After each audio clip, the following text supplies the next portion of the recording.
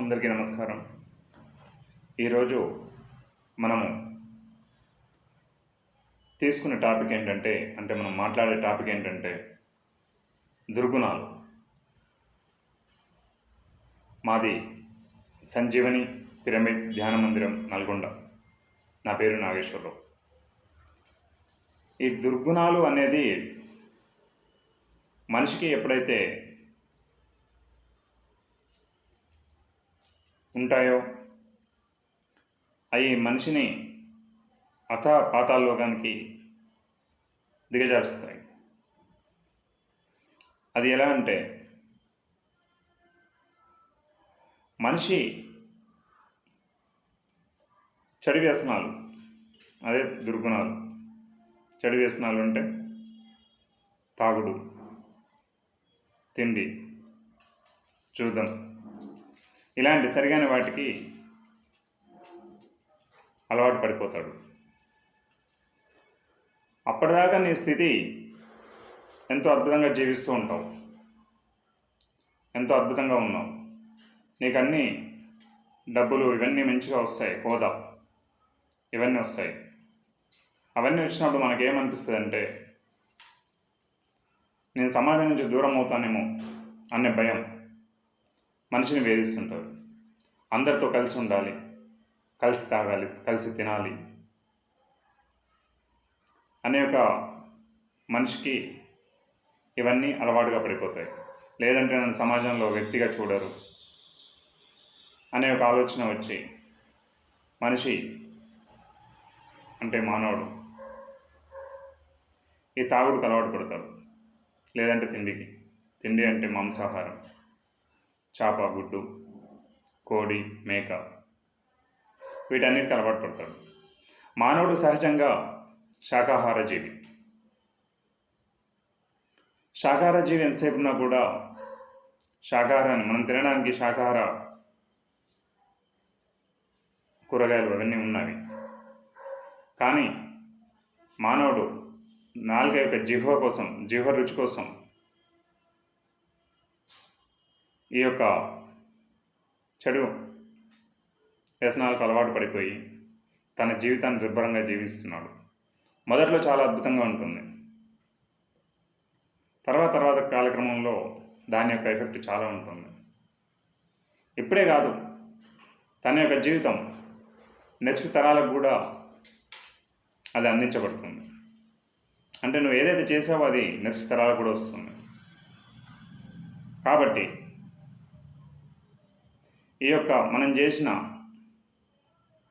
చెడు కర్మల ఎఫెక్టు అక్కడ మనం ఒకరమే తినం, తాగం, అక్కడ మిగతా వాళ్ళని కూడా తీసుకొచ్చుకొని పెట్టుకుంటాం. ఇదంతా మనం చెడు వాటికి మనం ప్రోత్సహిస్తున్నట్టు లెక్క.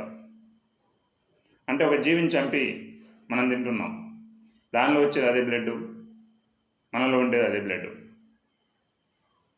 కానీ మానవుడు అదంతా ఏమీ ఆలోచించాడు.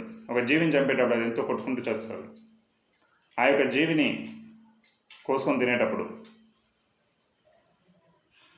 దాని యొక్క మరణ వేదన అంతా కూడా దాని శరీరంలోకి వెళ్ళిపోతుంది. అది మనిషి లోపలికి వచ్చినప్పుడు దాని యొక్క కర్మఫలాన్ని మనం కూడా అనుభవించవలసి వస్తుంది, ఎవరైతే తిన్నారో వాళ్ళందరూ కూడా. అది ఇప్పుడు మనకేమీ అర్థం కాదు. మన జీవితంలో మనకు ఒక ఎదురు దెబ్బలు తగిలినప్పుడు మనకు తెలుస్తుంది. అదేవిధంగా మద్యపానం, ఇవన్నీ కూడా. మద్యపానం అంటే తీసుకుంటారు, పెట్రోల్ బండిలో డీజిల్ పోసి నడపండి, లేదంటే కిరసనాయిల్ పోసి నడపండి, నడుస్తుందో చూడండి. ఈ మానవ దేహంలో పోయవలసింది మంచి నీరు, కొబ్బరి నీరు. తినడానికి ఎన్నో ఉన్నాయి, త్రాగడానికి ఎన్నో ఉన్నాయి, కొబ్బరి నీరు ఉంది. ఇలా చెప్పుకుంటూ పోతే ఎన్నో తయారు చేసుకోవచ్చు మనం. కాకుండా ఈ మానవుడు ఏం చేస్తున్నాడంటే వీటికి ఆ జిహ్వ రుచి కోసం వీటికి బానిసై తన జీవితాన్ని కూడా చాలా నిరుత్సాహకరంగా జీవిస్తున్నాడు. ఒక స్థాయి వచ్చేసరికి ఈ మానవుడు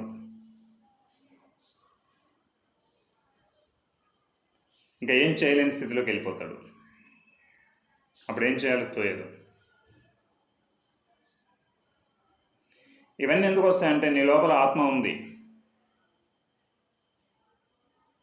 నీ లోపల ఆత్మ ఉంది. ఆత్మోన్నతి కోసం మనం ఈ భూమి మీదకి వచ్చాం. భూమి ఒక పాఠశాల. ఈ ఆత్మోన్నతి సాధించడానికి, ఆత్మ ఉన్నతంగా ఎదగడానికి ఈ భూమి మీదకి ఈ ఆత్మ ఒక శరీరం అనే తొడుగును తీసుకొని వచ్చింది.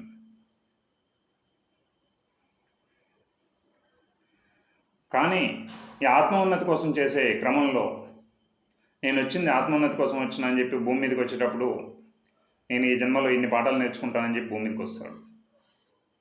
కానీ ఇక్కడికి వచ్చిన తర్వాత అవన్నీ మర్చిపోతాడు. భూమి మీదకి రాగానే అవన్నీ మర్చిపోయి వీటికి లోలత్వంలోకి పడిపోతాడు. అప్పుడు శరీరం కూడా సహకరించదు. ఎందుకంటే ఇది శాకాహారానికి సంబంధించిన బాడీ. నువ్వు వేయాల్సింది ఏంటి? శాకాహారానికి సంబంధించిన ఫుడ్. అది కాకుండా వేరే ఇంకేదో అవన్నీ వేస్తున్నావు. తినవలసింది, తాగవలసింది కూడా ఇవన్నీ ఉన్నాయి, చాలా ఉన్నాయి. అప్పుడేమవుతుంది? అది నీ లోపల తీసుకున్నప్పుడు ఆ శరీరం పడే వేదన, అంటే ఇప్పుడు ఒక కోడి పడే వేదన నీ లోపల కూడా అదే వేదన నీకు తయారవుతుంది. ఒక మేక పడే వేదన అది లోపలికి పోయింది కదా, అప్పుడు నువ్వు కూడా ఉద్రిక్తలకి లోనవుతావు. అదే శాకాహారిగా ఒక 41 రోజు ఉండి చూడు, నీ జీవన విధానం ఎలా ఉంటుంది చూడు. ఎంతో ఆనందంగా జీవిస్తుంటావు. అప్పటిదాకా నువ్వు ఉద్రేకంగా ఇవన్నీ కూడా నీ నుంచి దూరం అయిపోతాయి. నువ్వు తీసుకునే శాకాహార భోజనం కదా, శాకాహారిగా ఉన్నావు. అప్పుడు నువ్వు ఎంతో అద్భుతంగా ఆనందంగా జీవిస్తావు.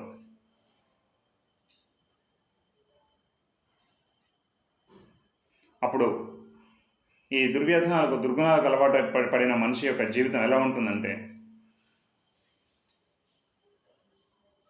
తలనొప్పి రావడం, భయం కావడం, నేనేం చేయలేనేమో అన్న ఒక భయానికి లోను కావడం, ఒక పైల్స్, అనారోగ్యం, ఎలర్జీ, బ్యాక్ పెయిన్, కాళ్ళ నొప్పులు, కీళ్ళ నొప్పులు, ఇలా ఎన్నో విధాలుగా నిన్ను ఇబ్బంది పెడతాయి. అప్పుడు నువ్వు వాటిని గమనించుకొని సరైన గురువు దగ్గరికి వెళ్ళినప్పుడు, ప్రాక్టికల్గా అనుభవించే ఒక గురువు దగ్గరికి వెళ్ళినప్పుడు దాని నుంచి నీకు పూర్తిగా వివరణ అందిస్తాడు. మనం వెళ్తాం, డాక్టర్ దగ్గరికి వెళ్తాం, నాకు ఇది వచ్చింది అది వచ్చిందని వెళ్తాం, ఈ నొప్పి వచ్చింది ఆ నొప్పి వచ్చిందని. అతను ఏం చేస్తాడు? మెడిసిన్ ఇస్తాడు. ఆ క్షణానికి లేకపోతే ఆ రోజుకు లేకపోతే ఒక 15 రోజులకు నెల రోజులకు తగ్గుతుంది. మళ్ళీ ఏమవుతుంది? నీ లోపల మూలం అలానే ఉంది. నువ్వు పడే ఉద్రిక్తతలు ఇవన్నీ అలానే మిగిలిపోయాయి. ఎందుకంటే నువ్వు తినే ఫుడ్ అలాంటిది, తాగే ఫుడ్ అలాంటిది, మద్యము, మాంసము, ఇవన్నీ మానవుని ఎంత దిగజారుస్తాయంటే అంత దిగజారుస్తాయి. నేను ప్రాక్టికల్గా చూస్తాను. నేను కూడా నా జీవితంలో అనుభవించాను కాబట్టి చెప్తున్నాను. చూస్తున్నాను, ఇవన్నీ చూస్తున్నాను కాబట్టి నేను చెప్పగలుగుతున్నాను. అనుభవించాను అంటే ఈ యొక్క మనిషి ఇంకేదో సాధిస్తాం అనుకుంటాడు. దీనివల్ల ఏది సాధించాడు?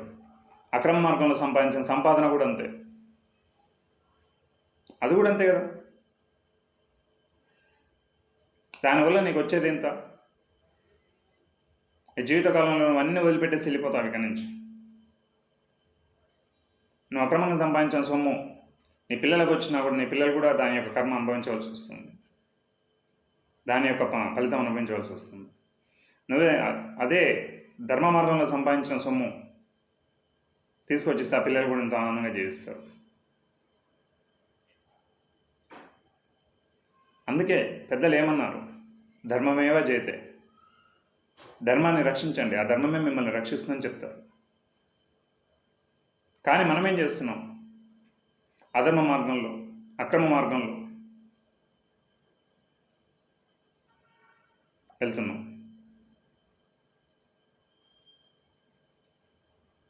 కాబట్టి ఎవరైనా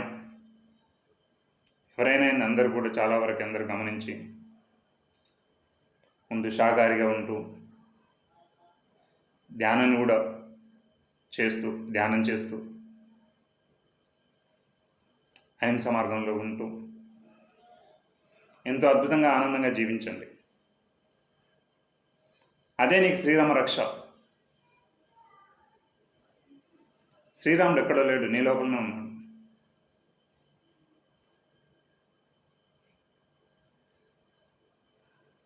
నీ లోపల వెతుకు దేవుణ్ణి, బయట ఎక్కడో లేడు, నీ లోపలే ఉన్నాడు. ఏ రూపంలో ఉన్నాడంటే వెతుకు, దొరుకుతాడు. ఎన్ని గుళ్ళు తిరిగినా మోక్షం ఏమీ రాదు. షిరిడి సాయిబాబా వారు చెప్పేవారు ఏం చెప్తారు? షిరిడి ప్రవేశమే సర్వదుఃఖ పరిహారం. కానీ షిరిడి ప్రవేశించినంత మాత్రాన సర్వదుఖాలు పోతున్నాయా? ఏమి వెళ్ళట్లేవు కదా. షిరిడిలో లక్షల మంది ఉన్నారు, ఎంతమంది పోయాయి? నీ లోపల ఉన్న షిరిడికి వెళ్ళు, నువ్వు సర్వదుఖాలు పోతాయి. నిన్ను నువ్వు పట్టుకో, నీ లోపలికి వెళ్ళు, అక్కడ ఉంది షిరిడి. అప్పుడు తెలుస్తుంటాయి ఒక్కొక్కటి. ఎంత ఆనందము, బ్రహ్మానందం.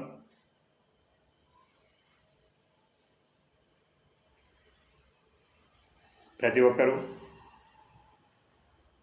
ధ్యానం చేయండి, శాకాహారిగా ఉండండి, అహింస మార్గంలో ఉండండి.